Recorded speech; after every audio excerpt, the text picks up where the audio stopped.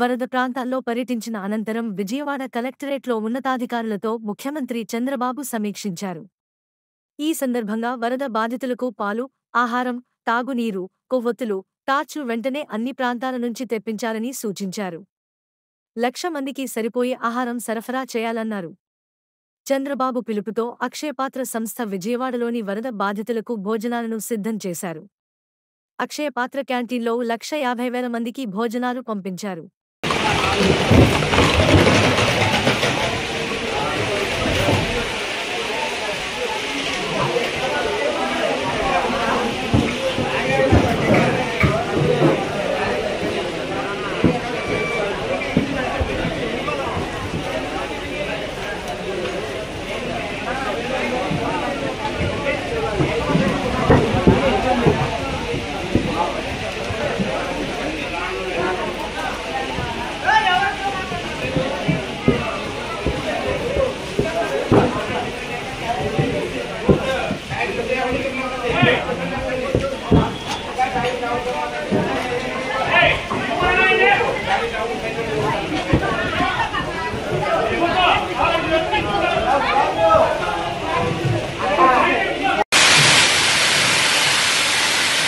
This is sambar loading.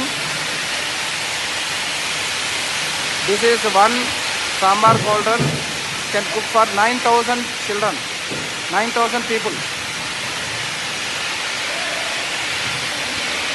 This is a tank and this is filling.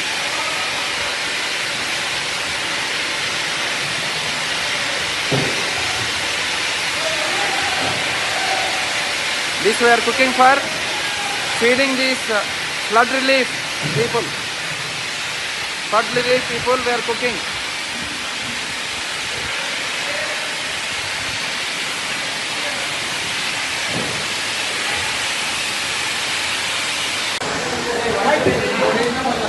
All are packing here.